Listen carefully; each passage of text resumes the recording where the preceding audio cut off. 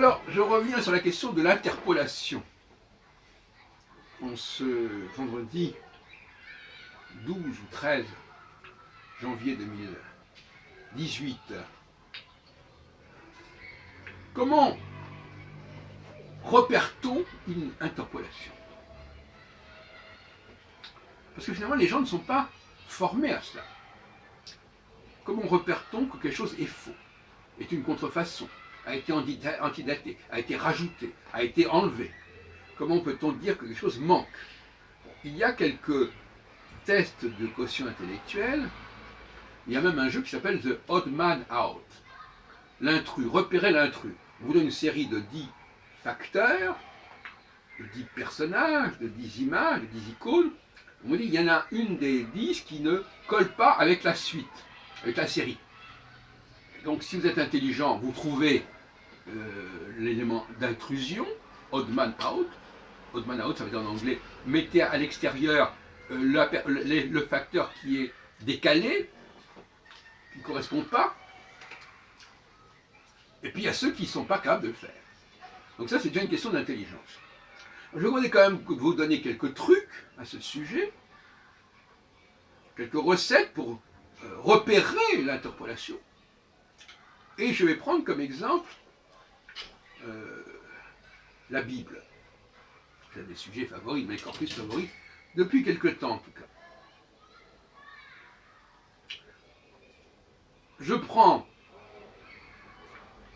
le chapitre 1er de l'évangile de Saint Matthieu. Saint Matthieu, de Matthieu, si on veut.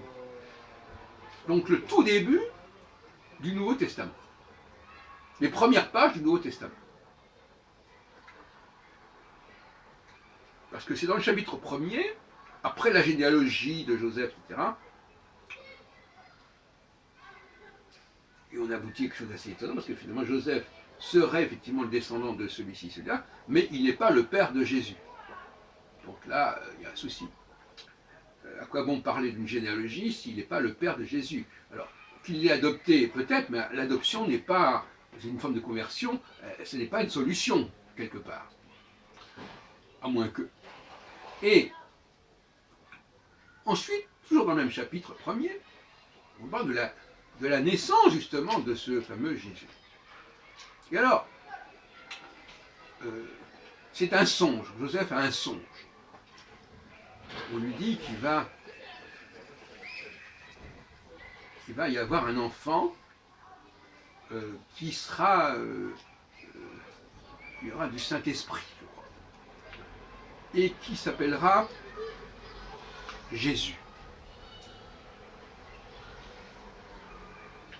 Et puis,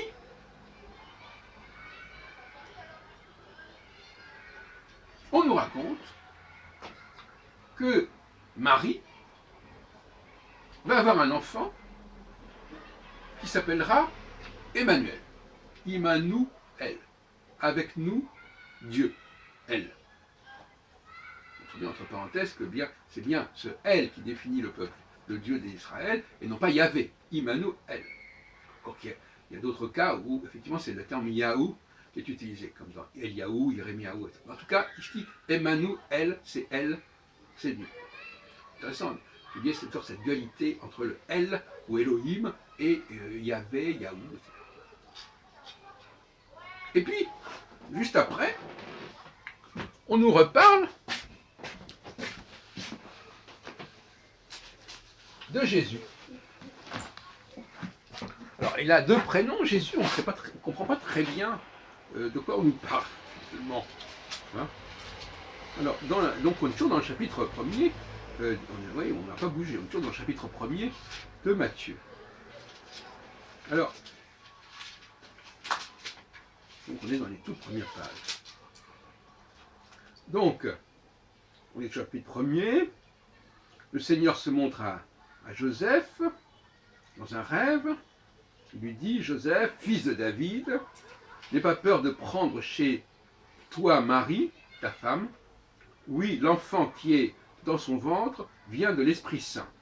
Je prends la traduction de l'Alliance biblique universelle. De toute façon, ce texte n'est pas en hébreu, au départ. Elle va mettre un monde, un fils, et toi tu l'appelleras Jésus. En effet, c'est lui qui sauvera un peuple de ses péchés. Or, Yehoshua, c'est celui qui sauve, qui a sauvé.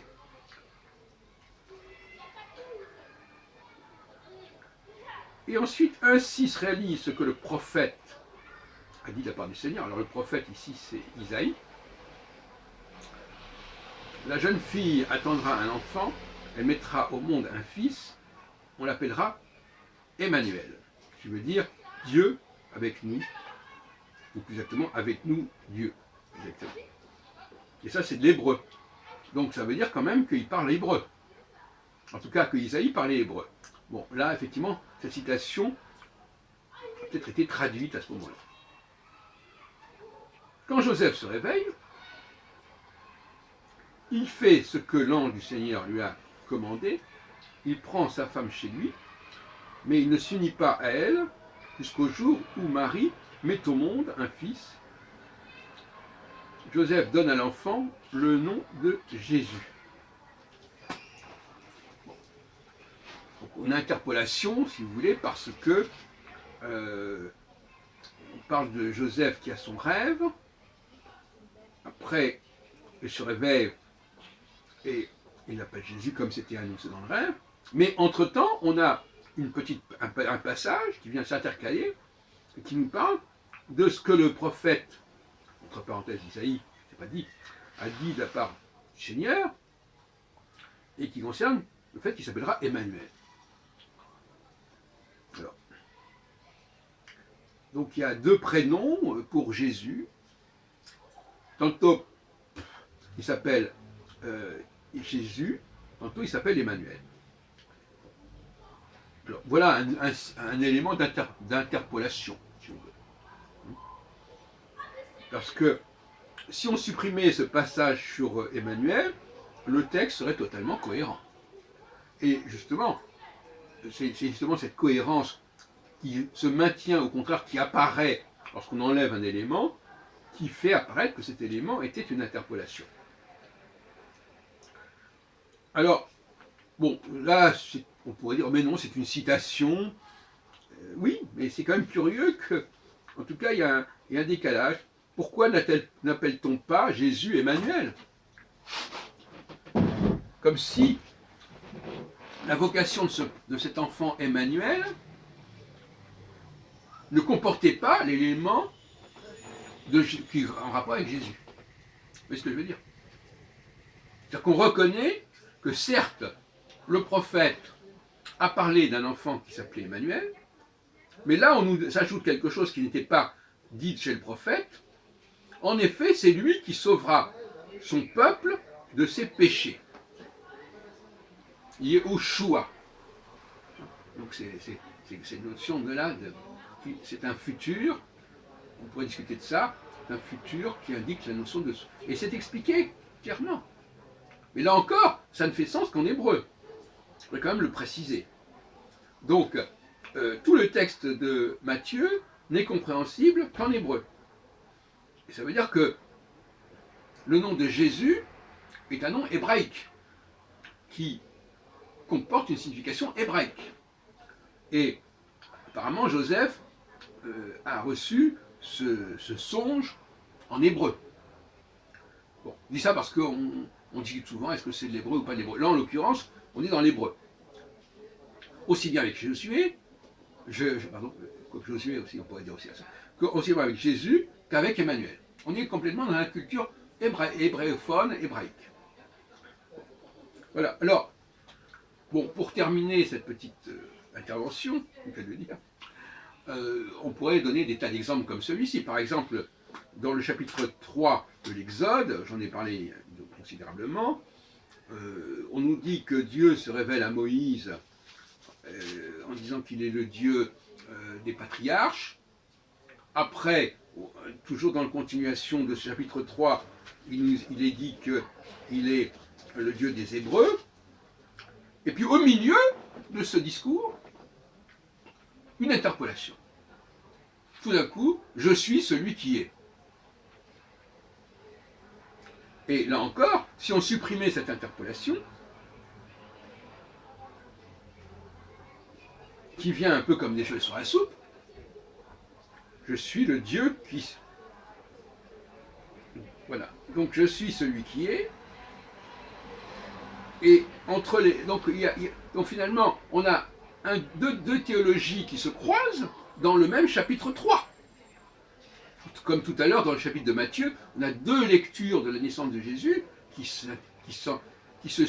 juxtaposent. Enfin, on va très bien. Et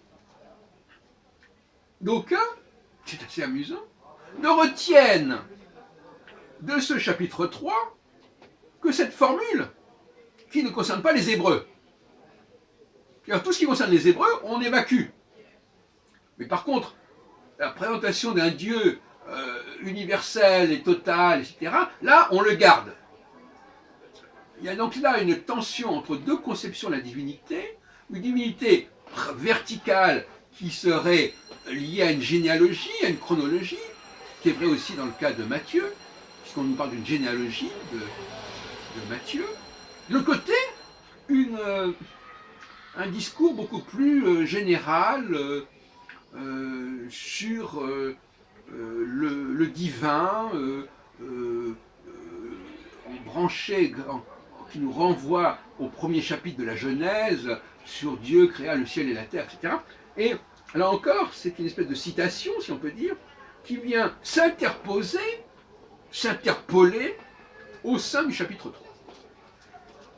Et dans les deux cas, on est donc, c'est intéressant parce qu'on est dans une archéologie du savoir, c'est-à-dire qu'on peut voir comment les choses se sont rajoutées, se sont mis en place, et comment il y a des dimensions supplémentaires qui ont été apportées à un texte, à deux textes en l'occurrence. Ce qui fait que dans l'immédiat, ces deux textes que sont le chapitre 3 de l'Exode dans l'Ancien Testament et dans la partie qui s'appelle la Torah, le Pentateuque, et de l'autre côté, à l'autre bout de cet ensemble biblique, à l'autre extrémité, le premier chapitre de l'évangile de Matthieu, qui inaugure et qui ouvre ce qu'on appelle le Nouveau Testament, et qui, lui aussi, comporte un élément qui renvoie d'ailleurs à l'Ancien Testament, mais cette fois-ci au livre des prophètes, qui est le second volet de cet ensemble de ce triptyque Torah, prophète, hagiographe, et qui, d'abord, effectivement, est marqué par l'hébraïque, et d'autre part, qui nous parle d'un côté de la prophétie d'Isaïe, qui est celle alors j'en ai parlé l'autre jour, d'un personnage Emmanuel qui ne vivra, qui n'aura même pas le temps d'arriver à l'âge où on est capable de distinguer le bien et le mal. Je vous renvoie au chapitre 7 d'Isaïe. Et à peine aura-t-il atteint un âge de quelques années que déjà, annonce Isaïe à tort d'ailleurs, les deux grands royaumes, les deux royaumes de Juda au sud et d'Israël, Éphraïm au nord, auront été déjà dévorés. Ce qui ne s'est pas produit. Ça va se produire, mais pas du tout dans ce temps que précise Isaïe, à savoir le temps que l'enfant Emmanuel aura atteint pour distinguer accepter le bien et rejeter le mal. Voilà. Donc voilà toute cette cuisine dont je voulais vous parler. J'espère que ça vous aura intéressé.